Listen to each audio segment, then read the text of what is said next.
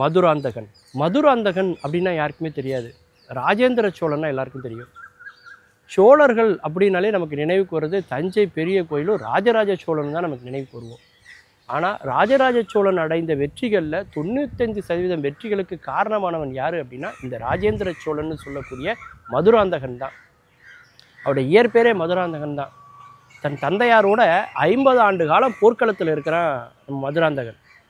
50 ஆண்டுகளுக்கு பிறகு தான் அது இணை அரசராக மாறுகிறான். அப்பொழுது அவனுக்கு வழங்கப்பட்ட பட்டம் தான் ராஜேந்திர சோழன் இல்லையா?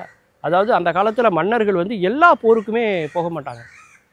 அப்போது அந்த போருக்கெல்லாம் யார் போனான்னா படை தளபதியாக இருந்தது யாருன்னா மதுராந்தகன் தான். கங்கை முதல் கடாரம் வரை பாரெங்கும் புலிக்கொடியை பறக்க விட்டவன் யாருன்னா மதுராந்தகன்.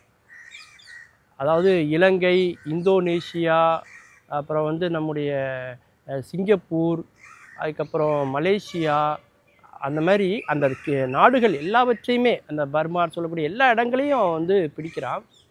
அது மட்டும் இல்லாமல் அந்த மாலத்தீவாக இருக்கட்டும், தாய்லாந்து எல்லாத்தையும் பிடித்து அங்கே யார் ஆட்சி செஞ்சாங்களோ அந்த மன்னர்கள்ட்டே அந்த ஆட்சியை அவன் திருப்பி கொடுத்து எங்கள் பேரரசுக்கு கீழே நீங்கள் ஆட்சி செய்யுங்க அப்படின்னு அவன் சொன்னான். அது மட்டும் இல்லாமல் பராந்தக சோழன் காலத்திலே வந்து பார்த்திங்கன்னா பாண்டியர்களை வந்து சோழர்கள் கைப்பற்றினாலும் கூட அந்த பாண்டிய மன்னன் என்ன பண்ணான்னா அவனுடைய மணிமுடியை வந்து இலங்கையில் உள்ள மன்னர்கிட்ட போய் அவன் கொடுக்குறான். அப்போது அந்த மன்னனை எதிர்த்து போகிறதுக்காக இலங்கைக்கு படையெடுத்து போகிறான். இலங்கை முழுவதும் தன்னுடைய ஆளுகை கீழே கொண்டு வரா மதுராந்தக சோழன். அந்த மணிமுடியை மீட்டு கொண்டு வருகிறான். அப்போது எப்பேற்பட்ட ஒரு பேராற்றல் மிக்க ஒரு மன்னனாக இருந்திருக்கான் பாருங்க. அதே மாதிரி தான் அந்த மதுராந்தகன் சொல்லக்கூடிய அந்த ராஜேந்திர சோழனுக்கும் அவனுடைய மகனான ராஜராஜ சோழன் பல வெற்றிகளை தேடி அவன் கொடுக்குறான். அவருடைய முதல் பையன் வந்து போரில் மாண்டாலும் கூட ராஜராஜ சோழன் வந்து பார்த்திங்கன்னா அவருடைய மகனாக இருக்கக்கூடிய ராஜேந்திர சோழன் அவருக்கு கீழே இருக்கக்கூடிய ராஜாதிராஜன் சொல்லக்கூடிய அவன் வந்து பல போரில் பல வெற்றிகளை ஏற்படுத்தி கொடுக்குறத நம்ம வரலாறில் வந்து நம்ம பார்க்குறோம். அந்த அளவுக்கு ஒரு பெரும் ஒரு கொடை வள்ளலாக சொல்கிற மாதிரி அவன் பெரும் கருணையோடும் அவன் வந்து ஆட்சி செஞ்சுருக்கிறான். அதை வந்து நம்ம வரலாற்றில் பார்க்கும்போது நமக்கு வந்து தெரியுது. அந்த அளவுக்கு வந்து கடல் கடந்து போய் ஒரு நாட்டை வந்து வெற்றி பெறுவது அப்படிங்கிறதெல்லாம் வந்து அவ்வளவு சாதாரண ஒரு காரியம் கிடையாது. அந்த காலத்திலேயே அதை வந்து நிகழ்த்தி காட்டியவன் தான் வந்து மதுராந்தகன்னு சொல்லக்கூடிய ராஜேந்திர சோழன்.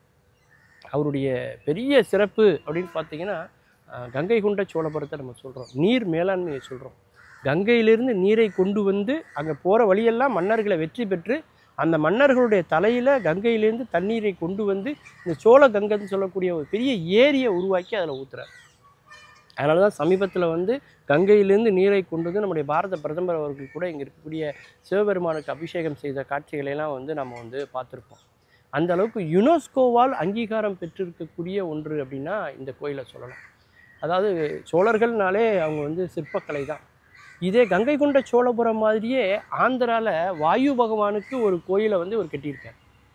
இதுக்கெல்லாம் யார் முக்கியமான ஆள் அப்படின்னு பார்த்தீங்கன்னா அந்த கோயில் கட்டுவதாக இருந்தாலும் சரி, அவர்களுடைய அந்த பிளான் இருக்கு இல்லையா, பிளானிங் மேப்பு, டவுன் பிளானிங் சொல்கிற மாதிரி அந்த வரைபடம் இருக்குது பாருங்கள், அந்த ஊர் எல்லாத்துடைய வரைபடமும் உருவாக்கி கொடுத்தவர் யார் அப்படின்னா அமைச்சர்களுடைய தலைமை தச்சனாக இருக்கக்கூடிய குஞ்சர மல்லன் சொல்லக்கூடிய அந்த தச்சன், பெருந்தச்சன். அவர் குஞ்சர மல்லன்கிறதே பட்டம். குஞ்சரம்னா என்ன, யானையை வென்றவன் என்ற தனக்கு நிகரான ஒரு பட்டத்தை தன்னுடைய தச்சருக்கு அவர் கொடுக்குறார் ராஜராஜ சோழன்னா அப்போ எப்பேற்பட்ட பெரும் மனசு அவருக்கு இருக்குன்னு பாருங்கள்.